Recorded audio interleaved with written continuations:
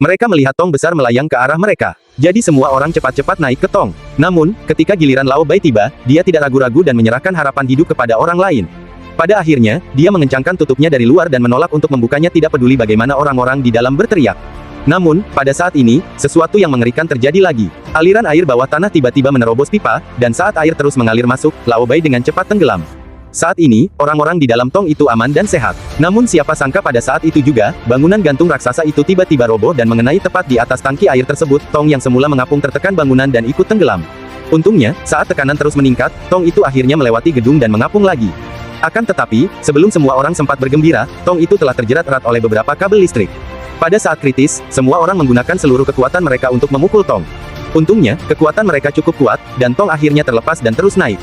Tetapi karena naik terlalu cepat, tong itu langsung menghantam pipa baja dan membuat lubang di dalamnya. Menghadapi situasi hidup atau mati, mereka harus menggunakan seluruh kekuatannya untuk mendorong pipa air. Tetapi pipa baja itu tidak dapat dipindahkan sama sekali dengan kekuatan beberapa orang saja. Pada saat ini, suara seorang pria tiba-tiba terdengar dari atas.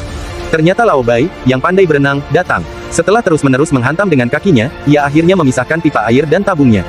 Beruntungnya, dia adalah seorang pemuda, dan dia meninjunya dengan lebar lengannya yang cukup untuk menutupi celah tersebut. Pada saat ini, Lao Bai berusaha sekuat tenaga untuk meraih tong itu, tetapi karena daya apung tong itu sangat besar, dia tidak sempat meraihnya. Semua orang mengira bahwa pria baik hati ini akan kehilangan nyawanya yang berharga, tetapi tanpa diduga, kabel listrik di belakang tong melilit kakinya, dan sedetik kemudian tong itu melesat menuju air dengan kecepatan penuh, dan mereka akhirnya berhasil mengapung ke permukaan. Saya pikir krisis telah berakhir, tetapi tekanan air yang kuat menyebabkan lubang besar di tong. Tak lama kemudian sejumlah besar air dituangkan ke dalam tong. Di saat-saat hidup dan mati, kasih sayang keluarga sekali lagi menunjukkan pesonanya yang unik.